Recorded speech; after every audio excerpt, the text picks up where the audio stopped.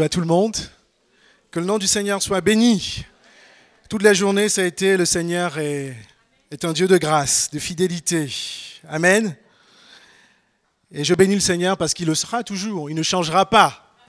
Parce que sa fidélité dure à toujours pour ceux qui le craignent. Le titre de message cet après-midi, c'est « En 2019, chrétien, honore ta famille ». En 2019, chrétien, honore ta famille. En fait, quand le pasteur m'a demandé de prêcher, j'avais une foule de thématiques dans mon cœur. Mais le Seigneur a tellement insisté dessus. Et jusqu'à hier, je ne l'avais pas encore développé. Mais je pense que c'est ce que nous devons écouter cet après-midi. Amen. Est-ce que nous pouvons nous tenir debout pour lire la parole de Dieu? Nous allons lire dans 1 Timothée chapitre 5, verset 8. Si vous avez vos Bibles, 1 Timothée, chapitre 5, verset 8. Dans la parole de Dieu, il nous dit ceci: « Si quelqu'un n'a pas soin des siens, et principalement ceux de sa famille, il a fait quoi? Il a renié la foi, il est pire qu'un infidèle. » Le verset est assez court, je vais le relire. Il dit « Si quelqu'un n'a pas soin des siens, et principalement de ceux de sa famille, il a renié la foi, il est pire qu'un infidèle. » Demandons la grâce de Dieu ensemble. Seigneur Dieu Tout-Puissant, nous te rendons grâce. Nous nous inclinons, Seigneur mon Dieu, devant ta parole.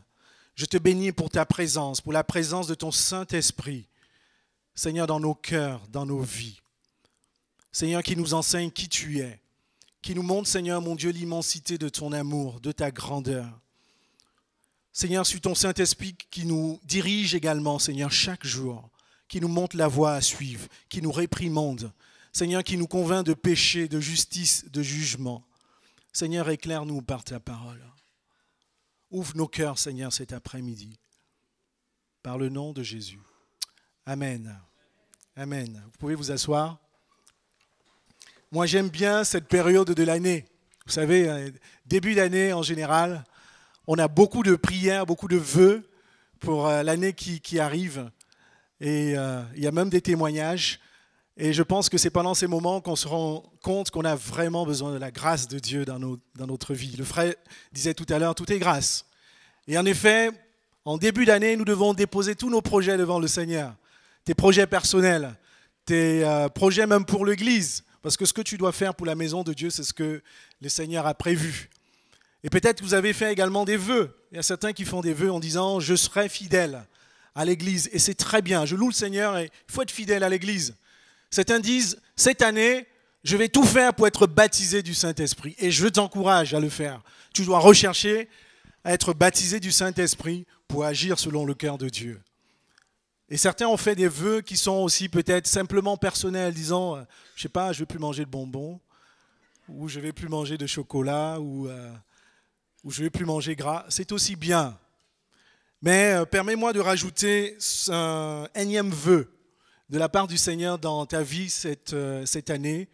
Honore ta famille. Chrétien, en 2019, honore ta famille. Ce que j'entends par famille, en fait, ça ne va pas être notre famille spirituelle, nous qui sommes là, parce que nous sommes tous famille de Dieu en Jésus-Christ, mais ça va être ta famille charnelle, ton père, ta mère, tes cousins, tes oncles. Ce verset nous dit, si quelqu'un n'a pas soin des siens, les siens, c'est vrai, c'est ta famille proche, que je viens de citer. Et le verset dit encore, et principalement ceux de sa famille. C'est vrai, nous prenons soin de l'Église, et je n'ai aucun doute, nous sommes remplis d'amour dans la famille de Dieu. Je n'ai aucun doute que nous le faisons déjà dans l'Église du Seigneur, mais le Seigneur nous pousse à le faire dans notre famille propre aussi, dans notre famille charnelle. La Bible nous dit, il a renié la foi. Vous savez, il y a des passages dans la Bible, quand on lit, on est vraiment interpellé. Parce que renier la foi, c'est quoi? C'est abandonner la foi. C'est totalement piétiner sa foi. C'est de dire qu'on n'a plus foi. C'est un verset vraiment fort. Dans la Bible, on lit beaucoup de passages sur la puissance de Dieu, sur le Saint-Esprit. Toutes ces choses sont importantes. Et ce passage nous parle de renier sa foi. C'est-à-dire que si tu ne prends pas soin de ta famille, tu renies ta foi en Jésus-Christ. Quand j'ai lu ce passage, je me dis, mais Seigneur, je l'ai relu plusieurs fois. Seigneur, peut-être tu es étonné, tu peux te dire, ouais, j'ai donné ma vie au Seigneur. Seigneur, j'ai donné ma vie en Jésus-Christ. Parce que tu as dit que si je te donne ma vie, je serai sauvé. Je sais que je t'ai donné ma vie. Seigneur, je suis fidèle à l'Église. Seigneur, je lis ta parole. Seigneur, j'ai un temps de prière et de jeûne dans ma vie. Mais ce passage nous dit que si tu ne prends pas soin de ta famille, tu as renié ta foi et tu es comment? Tu es pire qu'un infidèle. Et le Seigneur Jésus pouvait dire par ailleurs que quand il reviendra sur la terre, est-ce qu'il trouvera la foi? Donc si tu as renié ta foi, ça signifie que tu n'as pas la foi, n'est-ce pas? Est-ce que le Seigneur va te trouver dans la foi? Tu auras tout fait, tout ce que nous faisons, nous nous efforçons à faire chaque jour pour plaire au Seigneur. Mais tu auras peut-être manqué un temps qui est celui d'honorer ta famille. Nous allons aller plus loin. Ce que je voulais vous dire, c'est que la famille, notre famille, dont je parle de ton père, ta mère, tes cousins, le Seigneur est bon parce qu'il nous a donné un espace où on peut exprimer de l'amour. Donc la famille, c'est ça. Mais c'est aussi un endroit où il y a beaucoup de tensions. Il pourra y avoir beaucoup de tensions. Je vais vous parler un peu de moi.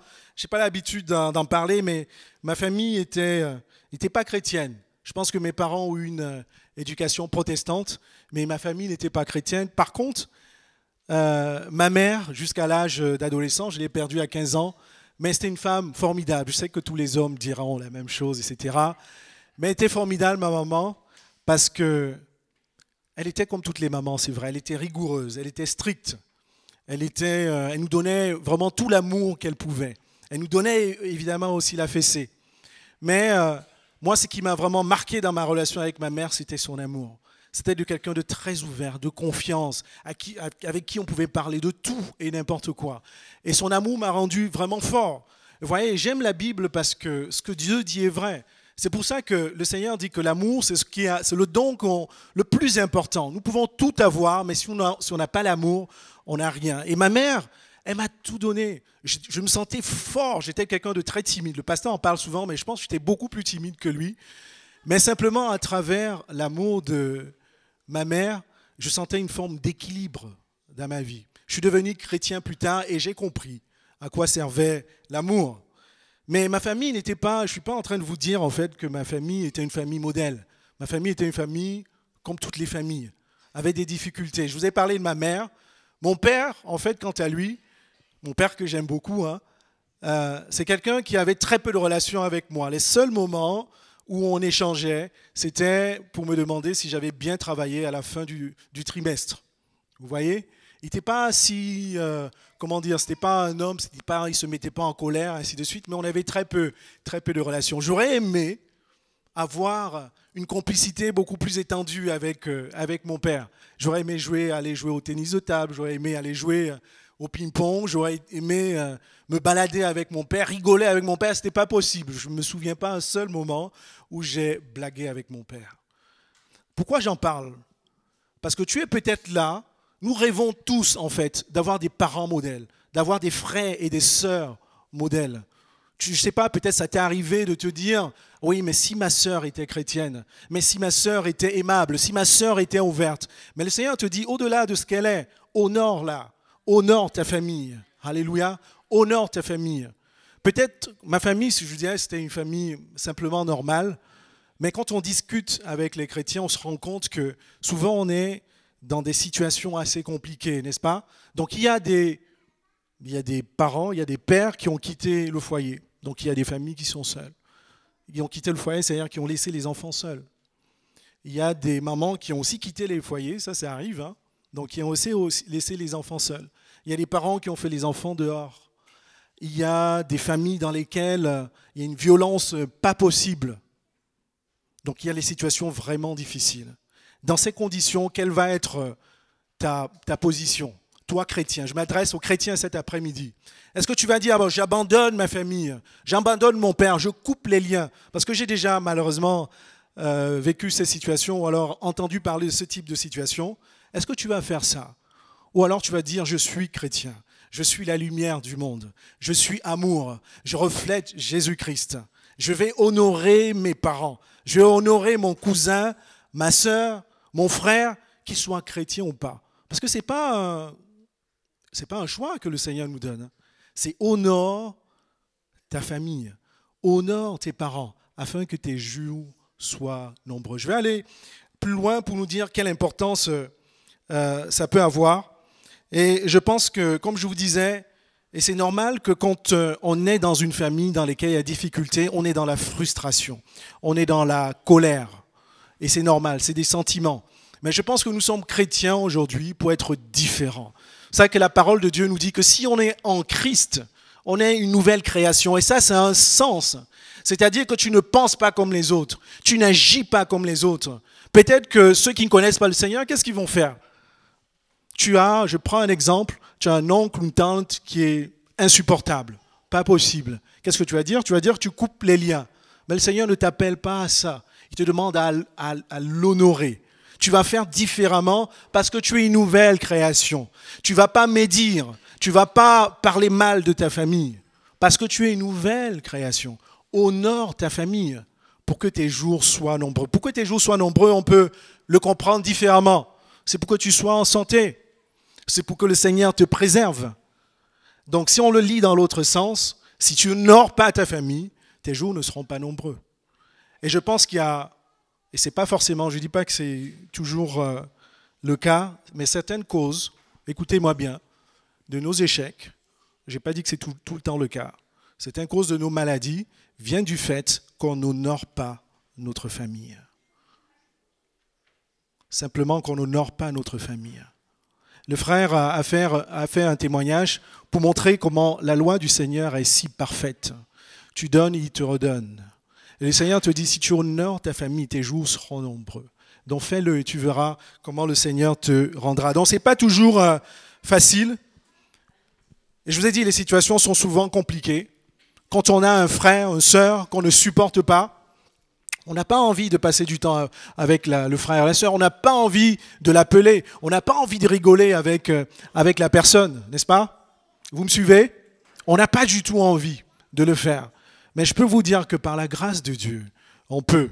Et je vous dirais, le Seigneur m'a fait penser à un passage où, à un moment donné, Jésus était en train d'exhorter ses disciples. Il leur parlait de beaucoup de choses sur le royaume de Dieu. Et parce que tous ses disciples et tous ceux qui entouraient Jésus trouvaient que ses paroles étaient difficiles, la Bible nous dit qu'ils sont partis.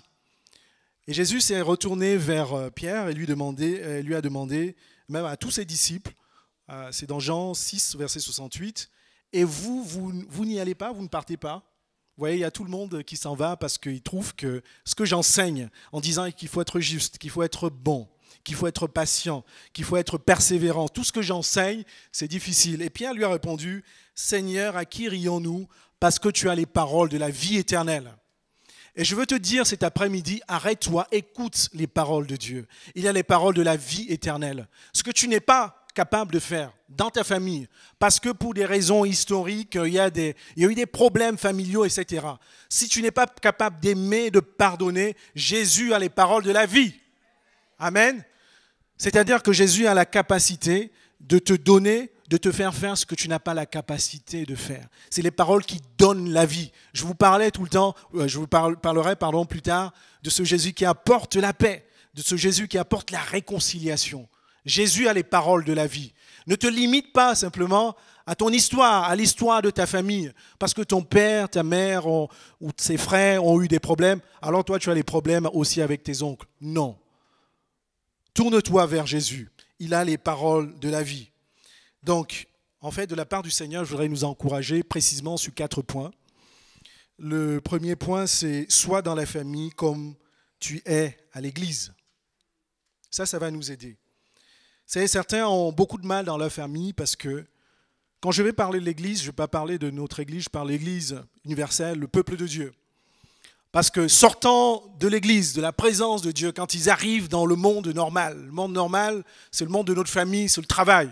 C'est le monde, c'est quand tu vas à la boulangerie. C'est le monde dans lequel on est confronté, dans lequel notre cœur bat, dans lequel notre chair a envie de se mettre en colère. Alors quand on quitte ce monde-là, qui est le monde de Dieu, et quand on va vers notre famille, surtout ceux qui ne connaissent pas le Seigneur, on est totalement différent. Tu es à l'église, tu es reconnu, tu es vu comme étant un frère qui est rempli d'amour, qui est rempli de compassion, qui aime la prière. Tu es connu comme ça. Mais quand tu arrives dans ta maison, dans ta famille, tu es celui qui sème la terreur. Tu es celui qui sème, tu es la peste en fait. Personne ne supporte ta présence. Donc je t'encourage, sois à l'église comme tu es dans ta famille.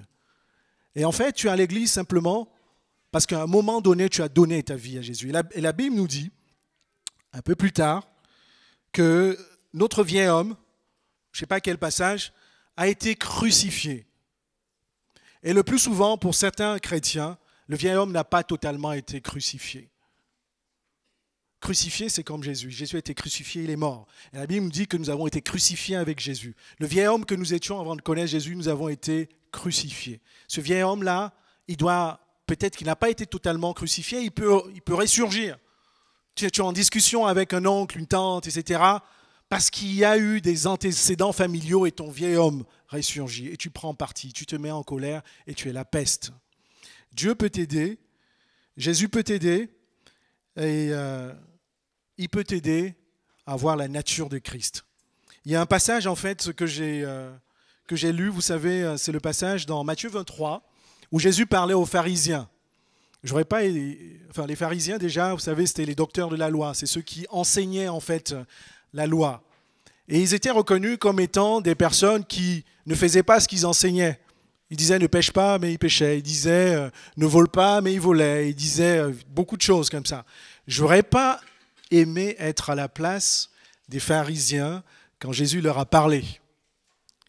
Et je vais vous dire, là, dans Matthieu 23, verset 23, « Malheur à vous, scribes et pharisiens hypocrites, parce que vous payez la dîme de la menthe, de la nette et du cumin, et que vous laissez ce qui est plus important dans la loi, la justice, la miséricorde, la fidélité. » C'est-à-dire que ces pharisiens, c'est ce qu'ils prêchaient en fait. C'est ce qu'ils enseignaient à tous ceux qui étaient dans les synagogues. Ils enseignaient la justice, la miséricorde, la fidélité, mais ce n'est pas ce qu'ils pratiquaient. Ils étaient doubles.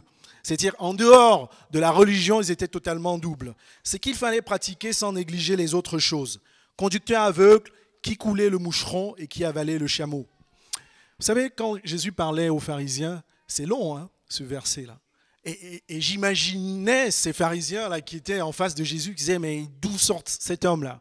Nous qui sommes les représentants de Dieu, qui connaissons la loi, mais qu'est-ce qu'il veut nous enseigner? Qu'est-ce qu'il veut nous dire? Et j'imaginais, et je vous dis, je n'aimerais pas du tout être à la place des pharisiens. Malheur à vous, scribes et pharisiens hypocrites, parce que vous nettoyez le dehors de la coupe et du plat, et qu'au-dedans, ils sont pleins de rapines et d'intempérance. Pharisiens aveugles, nettoie premièrement l'intérieur de la coupe et du plat, afin que l'extérieur aussi devienne net. Je vous dis une chose, si vous voulez vraiment connaître un chrétien, allez dans sa famille. Demandez à son père, à sa mère, demandez à ses frères, à ses cousins, comment il se comporte, qui il est. Vous voyez? Et c'est comme ça. Et c'est ça que la Bible nous dit, il faut d'abord nettoyer à l'intérieur. Vous savez, Dieu, nous n'avons rien à démontrer à Dieu. Ce que nous démontrons à l'Église, c'est très bien, c'est ce que nous sommes, je sais. Hein.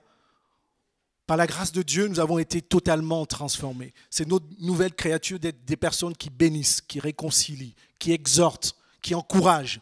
C'est vraiment la créature de Jésus-Christ. Mais nous n'avons rien à démontrer à Dieu parce que c'est lui qui nous a donné cette nature.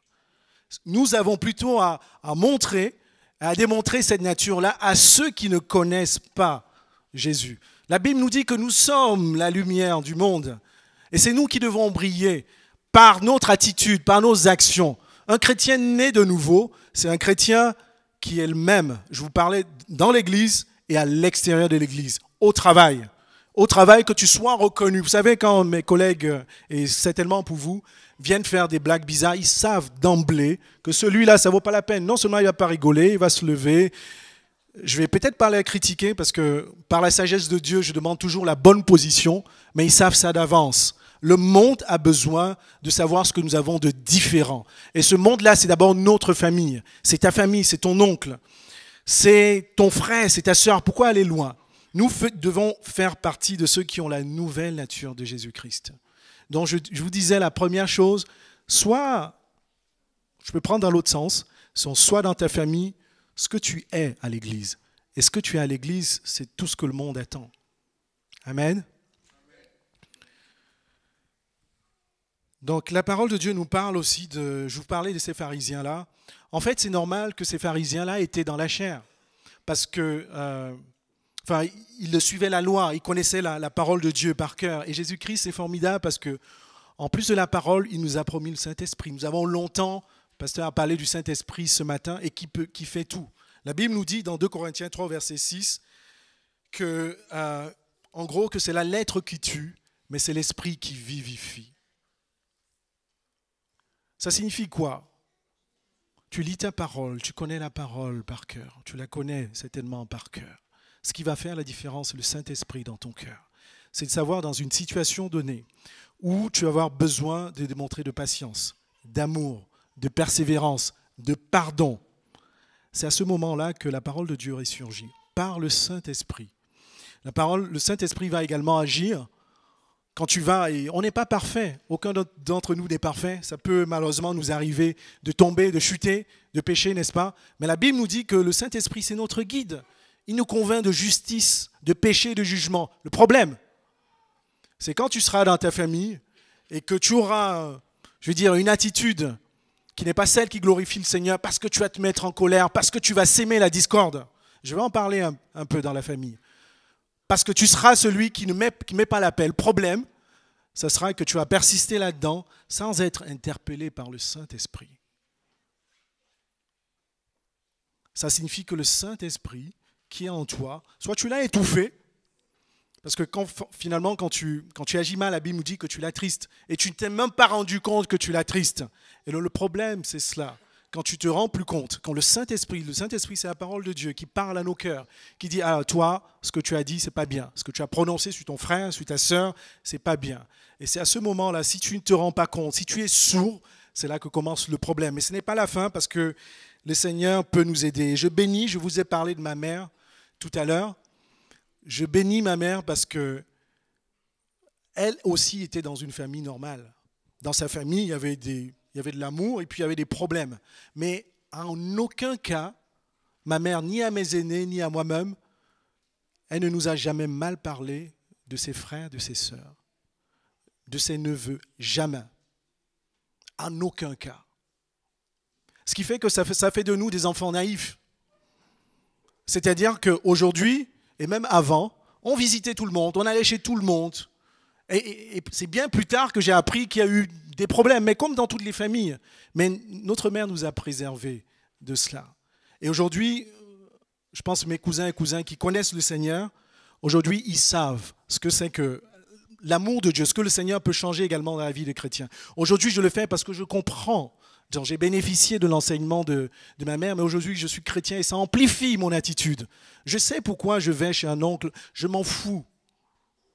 Est-ce qu'il a eu des problèmes avec ma mère? Il a eu des problèmes, etc. Je suis une nouvelle création. Je ne sais pas ce qui s'est passé. Je le bénis, je suis présent. Il a besoin d'amour, je lui apporte. Je l'appelle pour avoir des nouvelles.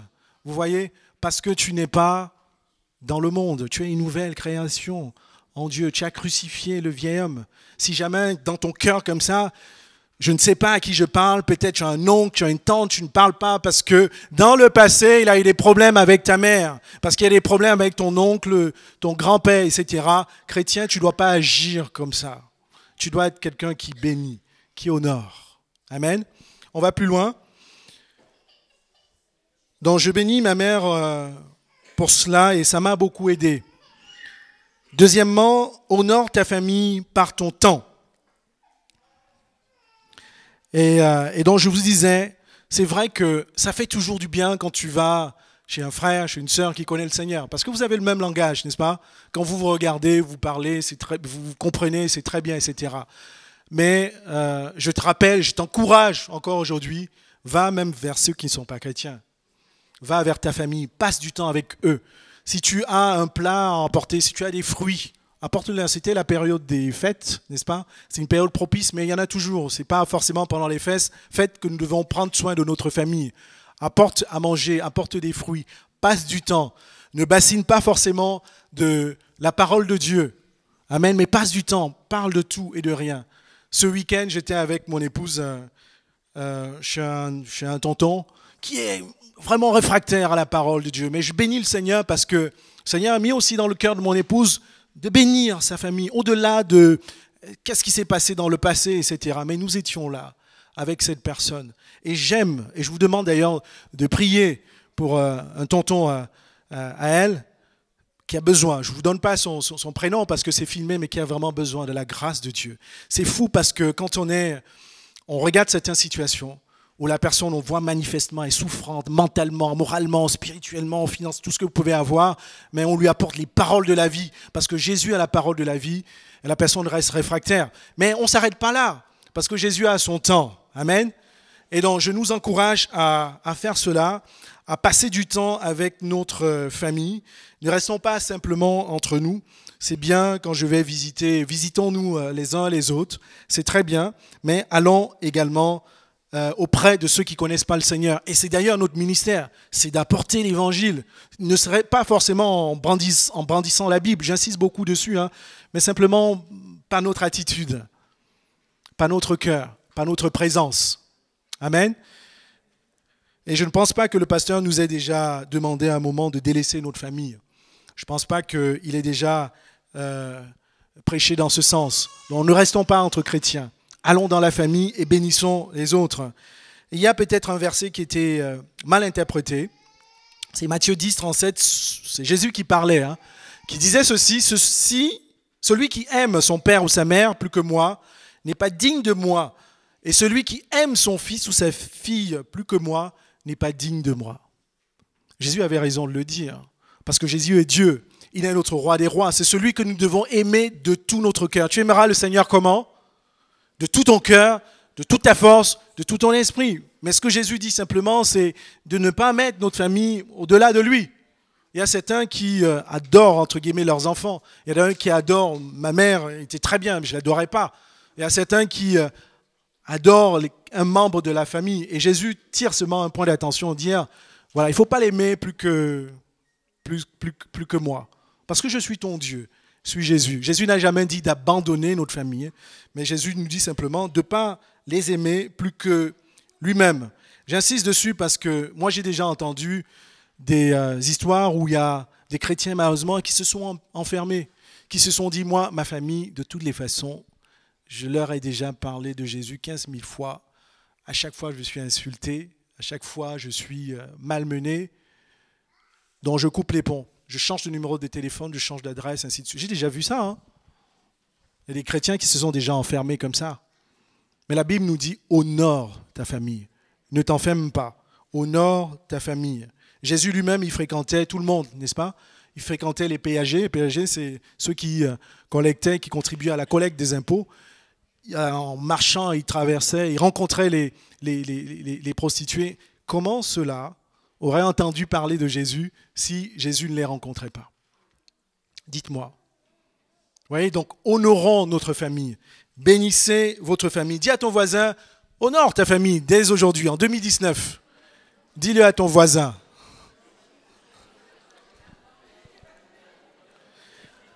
Qu'est-ce qu'il t'a répondu, ton voisin? Il t'a dit en 2020. Non, dis-lui maintenant, là, en 2019.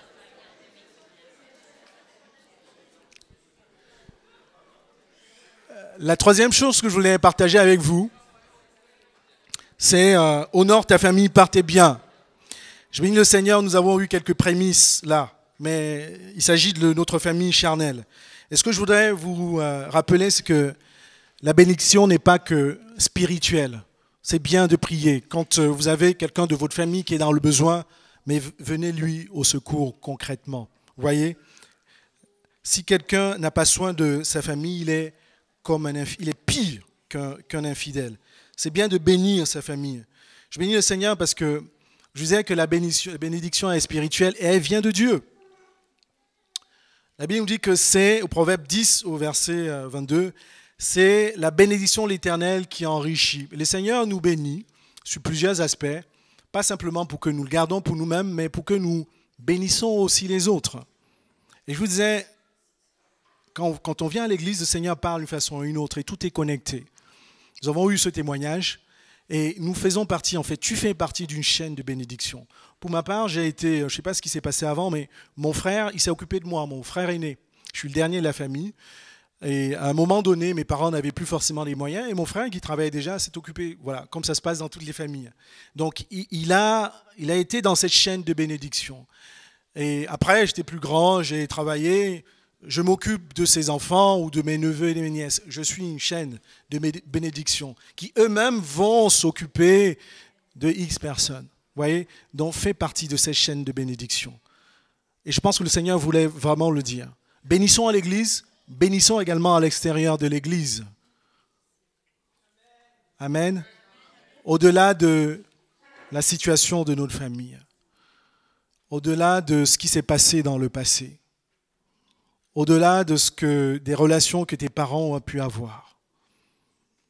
Et ce sera le cas, pareil, pour tes enfants.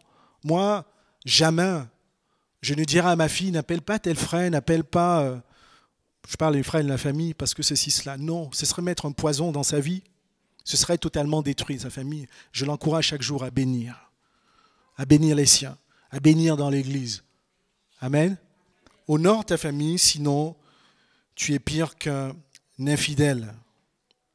Donc le quatrième point, le dernier je crois, c'est exerce ton rôle d'ambassadeur et de paix, de réconciliation.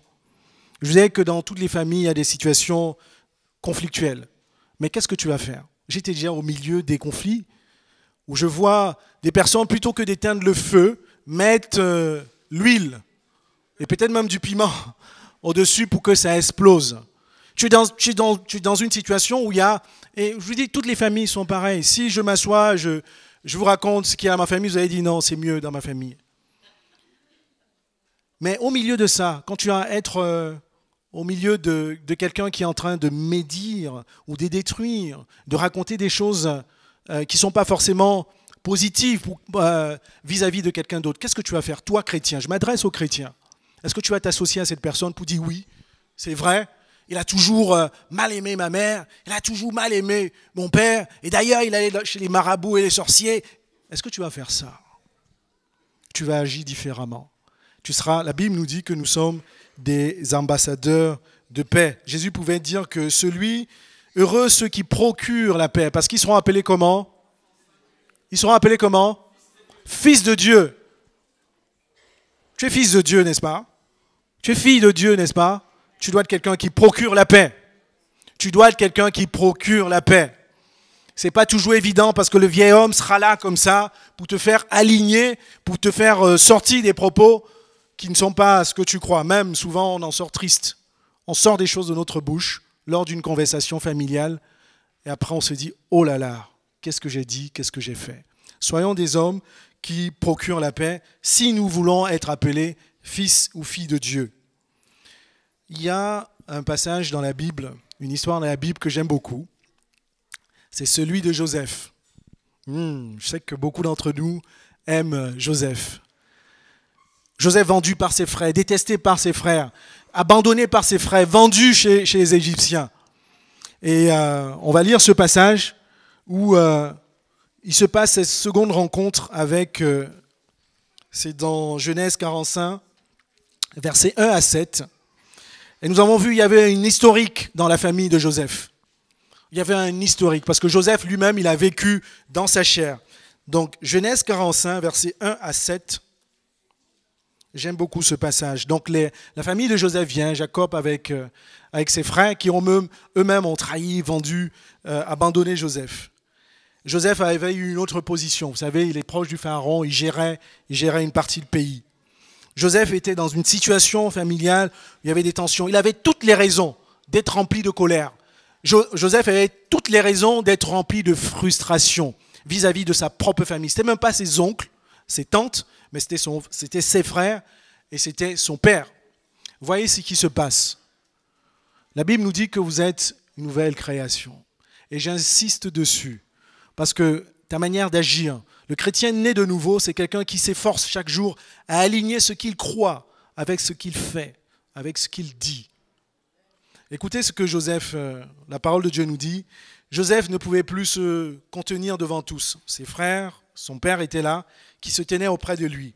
Il s'écria, faites sortir tout le monde d'auprès de moi, et il ne restera personne avec Joseph quand il se fit reconnaître par ses frères. Quelqu'un qui agirait selon la chair, qui aura le vieil homme, aurait dit vraiment, ceux-là, je ne les connais pas. Parce qu'ils ont fait ceci, ils ont fait cela dans ma vie. Je ne veux même pas les sentir. Mais Joseph, il était ému, il était rempli d'amour. Il a dit, il se mit à sangloter. Les Égyptiens l'entendirent, verset 2, et la maisonnée du Pharaon, et l'entendit. Joseph dit à ses frères, je suis Joseph. Mon père vit-il encore? Mais ses frères ne purent lui répondre, car ils étaient épouvantés de se trouver en face de lui. C'était impressionnant parce que ce Joseph qu'ils avaient abandonné dans le puits, c'était un homme qui vivait désormais, qui était proche du Pharaon, qui était dans des situations, en tout cas sur un point de vue humain, influençantes, qui pouvaient être impressionnantes précisément. C'est pour ça qu'il eut peur, ses frères ne purent lui répondre, car ils étaient épouvantés de se retrouver en face de lui, et surtout sachant ce qu'ils avaient fait dans le passé. Mais Joseph dit à ses frères, je vous en prie, approchez-vous de moi. Allez, venez. Il s'approchait, il dit, je suis Joseph, je suis votre frère que vous avez vendu pour être mené en Égypte. Voilà, donc je suis conscient de l'histoire, mais je ne vous en veux pas. Maintenant, ne vous affligez pas et ne soyez pas fâchés de m'avoir vendu pour être conduit ici, car c'est pour vous garder en vie que Dieu m'a envoyé devant vous. Non seulement Joseph était rempli d'amour, de cette compassion, mais il avait compris le plan que Dieu voulait faire dans sa vie. Qu'est-ce que je veux dire? Parce que tu seras un instrument de bénédiction dans ta vie, dans la vie de ta famille, tu seras utilisé par Dieu. Dieu a un plan pour ta famille. Amen. Ce n'est pas parce qu'ils sont à 1000 lieues de la foi que Dieu n'a pas un plan pour eux. Dieu ne va pas passer par toi si tu restes dans la médisance dans ta famille. Si tu es un instrument de peste et de colère dans ta famille, il ne peut pas passer par toi. Tu auras prié. Ici, on aura jeûné et prié des jours et des jours. Dieu n'agira pas. Si le plan de Dieu est qu'à travers ton témoignage, que ta famille connaisse Christ, alors Dieu le fera, mais il le fera parce que tu auras la bonne attitude. Joseph l'avait compris. Voilà 2 ans qu'il y a la famine dans le pays, et pendant 5 années encore, il n'y aura ni labour, ni moisson. Et il dit au verset 7, « Dieu m'a envoyé devant vous pour vous assurer un reste dans le pays et pour vous permettre de survivre par une grande délivrance. » C'est une double bénédiction, c'est un double enseignement. Joseph, il a eu un cœur vraiment changé. Il a le cœur de Dieu. Il n'a pas regardé ses frères, son père, avec un cœur de rébellion, de colère, de frustration. Il a regardé avec le cœur de Jésus. Deuxièmement, il a accompli le plan de Dieu. La Bible nous dit qu'il y avait une famine où se trouvaient les Israélites. C'est pour ça qu'ils ont migré en Égypte. Et Dieu a utilisé Joseph. Est-ce que tu veux que Dieu t'utilise? Est-ce que tu veux que Dieu soit un instrument de bénédiction pour toi? Alors ce que je veux te dire cet après-midi, en 2019, honore ta famille. Honore ta famille. Bénis ta famille. Bannis tout ce qui est discussion partisane, où il y en a un qui sont de ce côté, et deux qui sont... Dans ma famille, j'avais raison de le faire, je l'ai appris plus tard. Mais une fois de plus, je bénis le Seigneur. Vous savez, je vous ai dit que ma mère n'était pas chrétienne, mais même chez les non-chrétiens, on retrouve beaucoup de qualités. Amen. Donc nous pouvons même trouver beaucoup de qualités auprès de ceux qui ne connaissent pas Dieu. Honore ta famille, honore ta famille. Je t'ai dit que tu es un homme de femme et de paix. Si tu veux être appelé fils de Dieu, tu es la lumière, parce que la Bible nous dit que tu es la lumière du monde. Quand vous arrivez dans un endroit, il y a un conflit, des discordes, on doit sentir qu'il y a un chrétien. On doit sentir qu'il y a quelqu'un de différent. Tu dois apporter un éclairage. Tu as la sagesse de Dieu. Tu peux intervenir pour ramener, pour réconcilier des personnes, quelle que soit la situation, parce que c'est la sagesse de Dieu. La Bible nous dit également que tu es ambassadeur de Christ.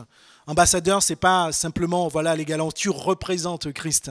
C'est-à-dire que tu agis comme Jésus-Christ. Tu agis pas comme toi, tu agis comme Jésus-Christ devrait agir. Et je prends toujours une situation très précise. Dans ta famille, tu rentreras, peut-être tu seras confronté à ça. Mais rappelle-toi de ça, le Seigneur te dit, honore ta famille pour que tes jours soient nombreux, pour être en santé, pour être béni par le Seigneur. Et je vous disais, j'avais foule de messages à partager. Et jusqu'à hier encore, le Seigneur m'a permis de développer cela. Honore ta famille pour que tes jours soient nombreux. Amen. Que le Seigneur soit béni. Amen.